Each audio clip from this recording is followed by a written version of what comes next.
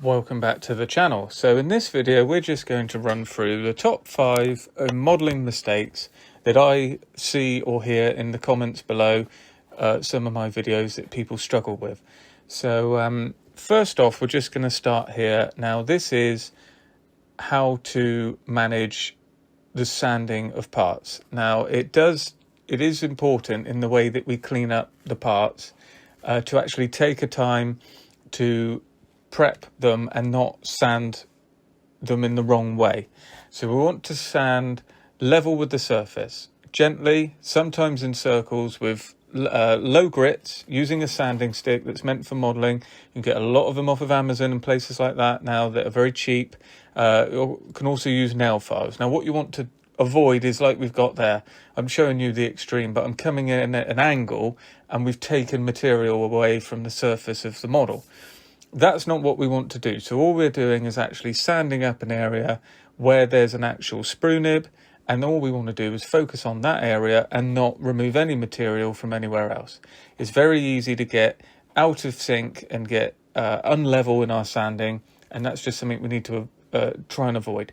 So just work gently, build it up, start on some fine grits, go a bit coarser if you need to, and then try not to get it at angles, which is very easy to do, because if you do that, you'll see there that there's that sharp edge is gone, and then when you offer that part up to the join, you're going to find that there'll be gaps, and then you've already started to make problems for yourself just in sanding up a sprue nib. Next up, it's dry fitting. Now, I'm just showing you here, carrying on from the surface preparation, we've got seam lines, we've got joins, we've got rescribed detail. That's all something we can look at in another video, but just showing you here on this Messerschmitt that you want to check your seam lines and joins as you go through a build, and that all relates to cleanup, really. That's where it starts. Obviously, if there is a problem in the joins with the model, that's a different thing. But initially, as long as we're getting the working of the material correctly, we should give ourselves the best chance for joining the model together and having no issues. So here we want to dry fit. Now it's very easy to see in the instructions, add the lower wing, glue it in, then come back and add on the top of the wings, or whatever, whichever way it goes, glue the top of the wings to the bottom of the wing and then join the wing onto the fuselage. It's essential when you want to get into building a little bit more in detail and in depth to dry fit. You need to go through, and dry fitting is offering the pieces up, understanding how they fit, understanding how the kit's engineered, how it's going to go together, working through any problems that you can see in the future as before you start to glue it up. And as you can see there's absolutely no glue. The model falls away from itself, but you know that what you'll find out is as you go forward, you'll find out where the issues are. And here you can see as I'm joining up parts, I can see that it's not actually joining as flush and as nicely as I would have liked. So it might mean that there's a little bit of work there, or it might mean we want to get there before applying glue, join the parts together, and then add the glue.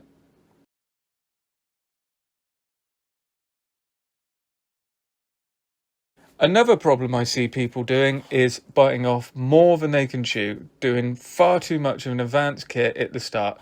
I want to build the bow fighter, there's a problem with the canopy, there's a problem with this, there's a problem with that, so I'm going to buy all these correction sets and I'm going to do all of it. You know, you've got to start by just building the model. All this photo etch and resin, it doesn't need to be added if you're just starting out, especially if you're a beginner.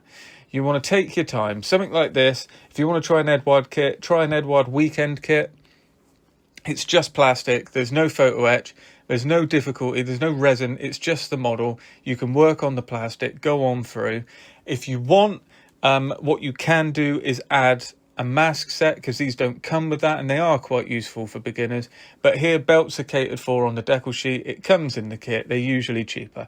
My one piece of advice with aircraft would be to add a mask set if you feel like that's going to help you. But you can also always mask up your own canopies. It's simple to do. So that's mainly on aircraft. It's very easy to chuck a load of aftermarket at it.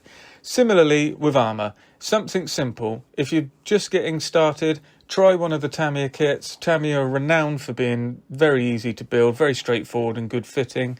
Something like this Willys Jeep. It's all done in 11, 12, 13 parts. It's not a complex build.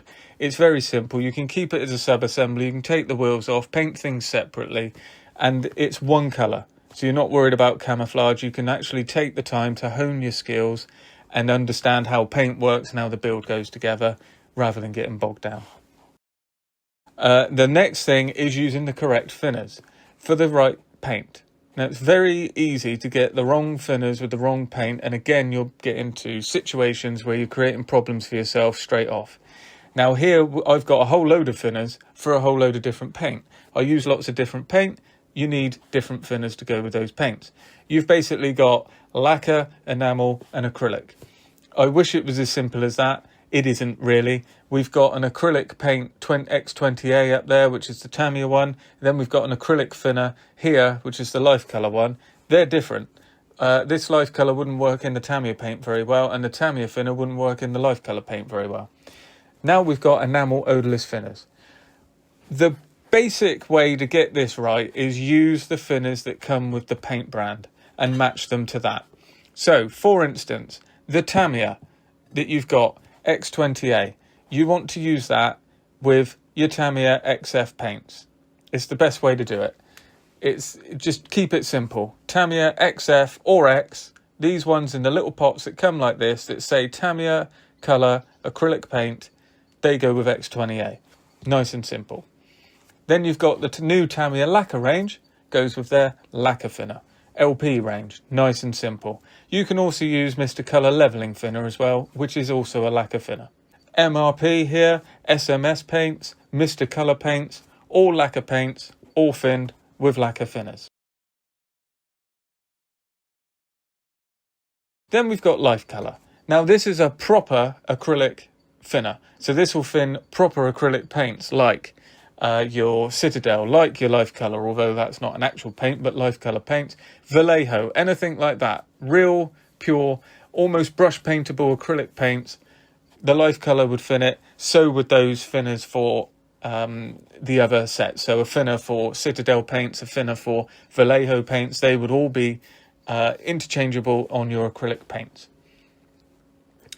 Enamels, really used for your enamel paint or your enamel washes. I use enamel washes. That's a pigment I've picked up by mistake.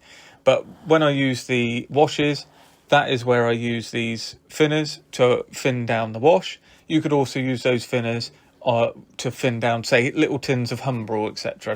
That sort of stuff. That's enamel paint as well. Not to complicate it, but just so you understand, a lot of these paints will thin with other thinners. You can put the Tamiya XF range into lacquer paint, lacquer thinners, and that will work. But until you get to know what's what, stick with the brand and stick with the thinners. Moving on through now, this is nearly one of the last ones. This is surface preparation. Now here you need to take your time to make sure the surface is prepped. And that's ready for priming. Now, I would always advise that you prime your models. Again, here I've got some Mr. Colour thinner, which is again different. This is the straight thinner. We had the levelling thinners. It's all lacquer thinner. It's just about how quick the retarder works. So this is a lacquer-based Mr. Hobby finishing surface of black. This is a really nice paint to use as a primer. There's the levelling thinner as well. You can also use acrylic primers. It's all the same thing. As long as it says it's a primer, it's going to do the same thing as far as priming the model and making the model ready for paint. But some primers are better than others. You just got to see what you get working with. And sometimes lacquer paints can be very smelly and they're not for everyone. So if you need to go down the acrylic range, you can. You can also use a rattle can primer. Something like a Humbrol car primer, something like that. First off, before we get into that, if the model's been sitting around and it's dusty, we want to brush that off, get that dust off. Also, it's a good idea if you've been intensely building this model for a few weeks or months and you've been using your fingers, the oils and grease from your fingers are going to get around that model. It's a good idea, if you can and it's not going to damage it, to just give it a quick rinse over in some warm water, soapy water in a sink, something like that, and let it dry. This is a complex model where it's got photo etch attached to it as well. So we can use the primer, which is from Mr. Hobby, here. So what I've done is taken the brush out that comes with it so I can use my own brush, although it confused me here slightly in the video till I remembered that that's what I did. And that means I'm not putting so much on because it comes with a quite thick brush. So I can use a smaller brush and just paint it onto the metal parts. Not sure what this does, but it helps the paint adhere to the metal, and that's all I need to worry about. So that's one way that you can prepare on etched metal parts. Resin parts as well, if you have any of those. Lots with the 3D printing resins that are coming out now, even in kits. They want to be washed as well. You can wash them before putting them on the model in the soapy warm water, or you can put it on the model and wash the whole model at the end. It is unlikely that you actually need to wash your sprues, which is an older technique, when you open your model. That's probably not necessary these days. But if you are finding that the model is greasy out of the box, then by all means you need to give it a wash. But it's unlikely that you'll come across that these days. Another way to help you is using cocktail sticks here in a piece of foam, and that for the road wheels, that gives you an easy way to handle them and be able to get the primer on the front and the back without messing around. And when we're talking about primers and surface preparation, using something with a larger needle on an airbrush, so 0.5, something like that, can be very useful for getting a nice broad pattern when you're spraying. It can also handle the usually thicker paints as well, which are the primers. They are usually thicker, so that can help as well to give you a nice coverage. All things that will help to improve your surface preparation and surface finish when you get round to the end of the model. One last thing you can also do if you're worried about getting dust or you're in a heavy dusty environment is once you've painted the model, you can pop something over the top of it, like a box lid, something like this, just to keep any dust off. Obviously make sure it doesn't touch the model and make sure you can leave it like that overnight, and then when you come back the model should have dried off nicely underneath. Now a bit of a bonus tip here is glue.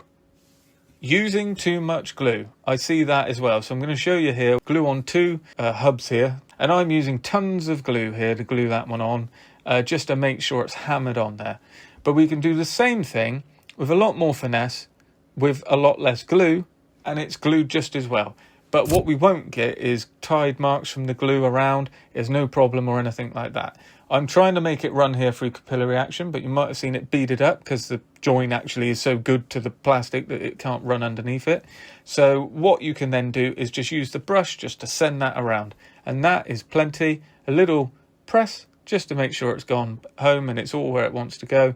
And that's it. We look around the join. If we can see a gap, run another bead of glue around there, and that's plenty. You do not need to pile it on, and with the Tamiya Extra Thin, a nice trick is to actually bring the two parts together and let the glue run around the parts. So there we are. I hope that's been an interesting video, and it should help with a few little tips there, and I just hope that that's just a quick run through to show you some of the problems that can occur. Let me know if you've had any problems down below. Let me know if there's any other issues that you think could be brought into this video, and we can maybe do a follow-up with another top 5. But as always, thanks for watching, and I'll see you in the next video.